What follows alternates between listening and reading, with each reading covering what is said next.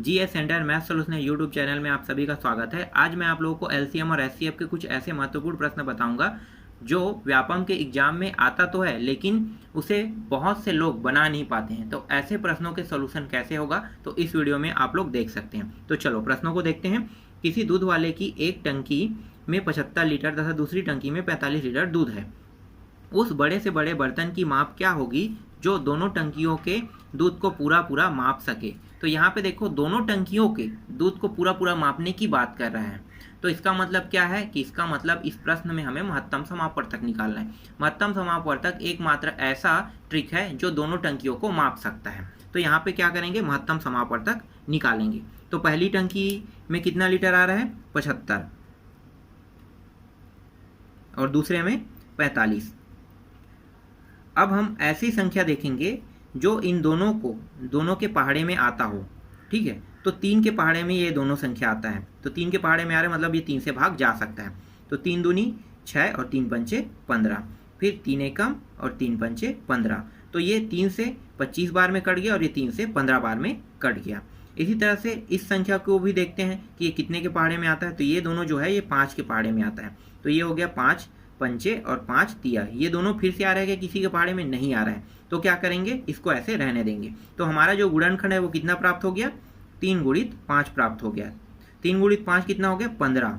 15 मतलब ये लीटर में था तो इसको हम लीटर में लिख लेते हैं क्योंकि ये 75 लीटर है और ये 45 लीटर है। तो दोनों क्या है, लीटर में था, तो इसको भी हम लीटर में लिख लेते हैं। अब देखो 15 लीटर कहाँ पे है, इन चारों ऑप्शनों में आपको दिखाई दे रहा है 15 लीटर, तो सी ऑप्शन में दिखाई दे रहा है। तो इसका आंसर क्या होगा, सी होगा, 15 लीटर। समझ में आया ये प्रश्न। चलो इसके बाद देख लेते हैं, नेक्स्ट प्रश्न देख लेते हैं। अगला है, 2 टंकियों की धारिता क्रमशः 120 लीटर दिया हुआ है और दिया हुआ है 56 लीटर दिया हुआ है। वह बड़े से बड़े किस माप का डिब्बा होगा जो प्रत्येक टंकी के द्रव को पूरी संख्या में नाप दे। तो देखो ये भी प्रश्न सेम टू सेम है जैसे अभी पहले वाला था वैसे ही। और यहाँ पे देखो 4 ऑप्शन यहाँ पे दिया हुआ है। 3 में से कौन सा ऑप्शन आएगा, कैसे निकालोगे। तो पहले हम इसका महत्तम समापवर्तक निकालते हैं क्योंकि ये भी वही प्रश्न कह रहा है कि दोनों प्रत्येक टंकी के द्रव को पूरी संख्या में माप दें, मतलब हमें महत्तम समापवर्तक निकालना है इसमें। तो कितना कितना दिया है संख्या, तो संख्या दिया है यहाँ पे 120 लीटर दिया हुआ है और दिया हुआ है यहाँ पे 56 लीटर दिया है। इसको भी हल कर लेते हैं। तो देखो ये दोनों 2 के पहाड़े में आता है तो 2 से इसे भाग दे दें, 2 छक्के 2 शून्य। फिर इसको भी 2 से भाग देंगे, 2 दूनी और 2 अट्ठे। फिर ये देखो ये दोनों फिर से 2 के पहाड़े में आ रहा है, फिर से 2 से कर दो, तो 2 तिया 2 शून्य, 2 एकम 2 चौके। फिर से ये 2 के पहाड़े में आ रहा है तो फिर से कर देते हैं, 2 पंद्रह 2 एकम और 2 पंचे, मतलब 15 बार में कट गया और 2 सत्ते। अब ये देखो ये दोनों किसी के पहाड़े में आ रहा है कि नहीं आ रहा है। तो इसका जो गुणनखंड है वो कितना प्राप्त होगा, 2 गुणित 2 गुणित 2 बराबर ये 8। 8 जो है ये किस में है, लीटर में है, लेकिन आंसर जो है वो घन सेंटीमीटर में दिया है। तो यहाँ पे एक चीज मैं बताना चाहूंगा कि 1 लीटर, ठीक है, ये एक क्या है, लीटर है, गुणित 1000 मीटर होता है। इसका मतलब हम 8 से गुणा कर देंगे किसका, 1000 का। तो कितना हो गया, 8000 हो गया। तो यहाँ पे जो है 8000 कहाँ पे दिया है, देखो सी ऑप्शन में दिया है। तो यहाँ पे जो आंसर होगा वो 8000 क्या आ जाएगा, घन सेंटीमीटर आ जाएगा। ठीक है, तो दूसरा भी प्रश्न आपका बन गया। तो इस तरह से प्रश्न को बनाया जाता है। अब कुछ नया टाइप देख लेते हैं। ऐसे भी प्रश्न व्यापम के एग्जाम में आते हैं। तो देखो यहाँ पे एक प्रश्न है, एक व्यक्ति को पेट्रोल के 403 लीटर, डीजल के 465 लीटर तथा मोबिल ऑयल के 496 लीटर को एक दूसरे के साथ मिलाए बिना पूर्णतः समान माप के डिब्बों में इस प्रकार भरना है कि प्रत्येक डिब्बा पूरा भर जाए। ऐसे कम से कम कितने डिब्बों की आवश्यकता होगी। तो हमें इसमें ये बताना है कि डिब्बों की संख्या बताना है इसमें कि कितने डिब्बों की आवश्यकता होगी भरने के बाद। तो देखो इसको कैसे हल करना है, ये भी क्या है, ये भी महत्तम समापवर्तक है। तो महत्तम समापवर्तक कैसे निकालते हैं, देखो 403, ये प्रश्न थोड़ा टफ है, मैं आपको बताऊंगा कि ये इसे हल कैसे करते हैं। 403 है, फिर 465 है, फिर 496 दिया हुआ है। तो ये रहा, इसका महत्तम समापवर्तक आपको निकालना है। अब इसे देखो ये 3 से भी डिवाइड नहीं हो रहा है, ठीक है, 5 से भी डिवाइड नहीं हो रहा है, 6 से, 7 से, 8 से, मतलब ये 10 12 13 14 15 16 17, ठीक है, इस तरह से संख्या हम बढ़ाते जा रहे हैं तो भी हमें ये नहीं मिल रहा है कि ये किस संख्या के पहाड़े में आता है, वो संख्या नहीं मिल रहा है। तो इसको ढूंढने का एक सिंपल ट्रिक भी है।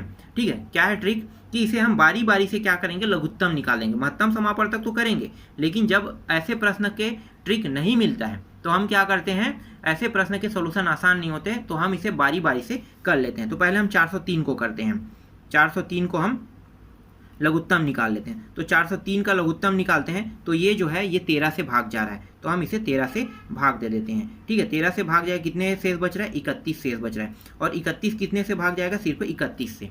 ठीक है, तो लघुत्तम समापवर्तक निकल गया। ठीक है, इसका भी निकाल लेते हैं 465 का, 465 का निकालो।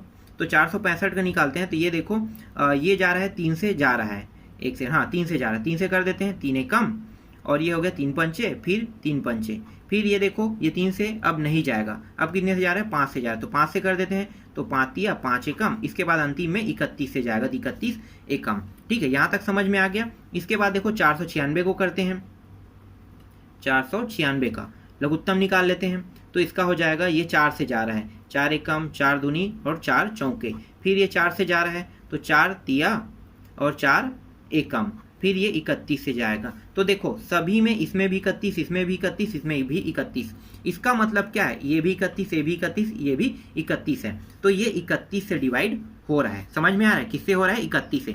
ये दोनों अलग अलग ट्रिक है ना, अगर आप इस ट्रिक का उपयोग करोगे तो इसका करने की जरूरत नहीं है, अगर इस ट्रिक का उपयोग करोगे तो इसका करने की जरूरत नहीं है, क्योंकि दोनों ट्रिक में हमें आंसर वही प्राप्त होगा। ठीक है, तो अगर आपको इस तरह से प्रश्न आप नहीं बना पाते तो आप इस तरह से भी बना सकते हैं। तो दोनों में क्या आ गया, 31 31 यहाँ पे आ गया। तो जो ये 31 31 है, ये क्या है, प्रत्येक डिब्बे में कितना आएगा, 31 लीटर। ठीक है, तो प्रत्येक डिब्बे में 31 लीटर भरा जाएगा। अब इस 31 लीटर प्रत्येक डिब्बे में भरा जाएगा, लेकिन हमसे प्रश्न में क्या पूछा है, डिब्बों की संख्या पूछा है, तो ये हमारा आंसर नहीं है। हमारा आंसर क्या होगा, जो इन तीनों में नहीं आया। देखो यहाँ पे देखो 13 है, इसमें देखो 13 है, ठीक है, सिंगल है। इसमें देखो 3 गुणित 5 कितना होता है, 3 गुणित 5 बराबर 15 हो गया। इसी तरह से देखो 4 गुणित 4 बराबर कितना हो गया, 16। तो ये 13, 15 और 16 डिब्बों की एक्स्ट्रा आवश्यकता होगी। तो इसको हमें क्या करना है, इसको हमें जोड़ देना है, 13 प्लस 15 प्लस 16 जोड़ेंगे तो कितना हो जाएगा, ये हो जाएगा 14 का 4 हासिल 1 और ये हो गया 4। ठीक है, तो 44 डिब्बे, तो 44 डिब्बे की आवश्यकता होगी। समझ में आ गया, तो आंसर क्या होगा, 44 डिब्बा। अब इस वाले प्रश्न को भी हल करते हैं। ये एक ट्रिक आपको समझ में आया, ठीक है, ये एक ट्रिक, इस ट्रिक से मैंने हल कर दिया, बहुत आसानी से हल हो गया। दूसरा ट्रिक उपयोग करते हैं। देखो अब मुझे पता चल चुका है कि ये सभी 31 से भाग जाएगा, तो यहाँ पे शेष कितना बचेगा, यहाँ पे 13 शेष बचेगा, 13 बार में कटेगा। इसी तरह से ये जो है ये 15 बार में कटेगा, और ये जो है ये 16 बार में कटेगा। तो ये क्या है, ये जो है ये लीटर आ जाएगा, 31 लीटर। इन सभी डिब्बों में ये जो सभी है, इनमें क्या होगा, 31 31 भरा जाएगा। इसके अलावा जो बचा है इसको हम 13 प्लस 15 प्लस 16 कर देंगे, और ये करने के बाद कितना आ जाएगा, 44 आ जाएगा। तो 44 डिब्बे की आवश्यकता होगी, यही इसका आंसर है। देखो ये शॉर्टकट ट्रिक है, लेकिन अगर भाग नहीं हो रहा है, ये आप नहीं पा रहे हैं कि ये कितने के पहाड़े में आ रहे हैं, तो आप इस ट्रिक का उपयोग करेंगे। अगर आसानी से हो रहा है तो आप इस ट्रिक का उपयोग भी कर सकते हैं। समझ में आया, ये सेम टू सेम दोनों एक ही प्रश्न है, दोनों के हल करने के तरीके बस अलग अलग है। चलो आगे देखते हैं अगला प्रश्न। इसके बाद देखो एक और प्रश्न इससे रिलेटेड ले लेते हैं, जिससे क्या होगा और आसानी से आप इसे हल कर पाओगे। तो देखो यहाँ पे है 78 सेंटीमीटर, 104 सेंटीमीटर, 117 सेंटीमीटर, और यहाँ पे है 169 सेंटीमीटर लंबी धातु की 4 छड़ों की अधिकतम लंबाई की बराबर छड़ों में काटने पर प्राप्त सभी छड़ों की अधिकतम संख्या कितनी होगी। तो यहाँ पे अधिकतम संख्या पूछा है, जैसे अभी हमने डिब्बों की संख्या बताया है, उसी तरह से इसमें कितना बताना है, हमें छड़ों की संख्या बताना है। ठीक है, तो अधिकतम जो एक्स्ट्रा छड़ है जिसकी हमें आवश्यकता होगी, उस छड़ों की संख्या हमें बताना है। तो इसको कैसे हल करना है, तो देख लेते हैं, इसको भी हल कर लेते हैं। ये हो गया 78 हो गया, ये हो गया 104 हो गया, फिर 117 हो गया, फिर यहाँ पे है 169 हो गया। इसको भी भाग देते हैं। इसको भी हल करने के 2 तरीके हैं, लेकिन ये आसानी से हल हो जाएगा, तो मैं पहले ट्रिक से ही इसे हल करूँगा। तो देखो यहाँ पे देखो ये 2 से भाग जा रहा है क्या, सभी संख्या नहीं जा रहा है। ठीक है, 3 से जा रहा है क्या, नहीं जा रहा है। अब यहाँ पे देखो, यहाँ पे विषम संख्या, यहाँ पे सम संख्या है। तो एक ट्रिक और बता देता हूँ मैं आपको कि जब भी आप महत्तम समापवर्तक निकालते हो, तो अगर उसमें एक भी संख्या विषम संख्या है, जैसे कि ये दोनों क्या है, विषम है, तो अगर विषम संख्या आता है तो कोई भी संख्या सम संख्या इसे भाग नहीं दे सकता।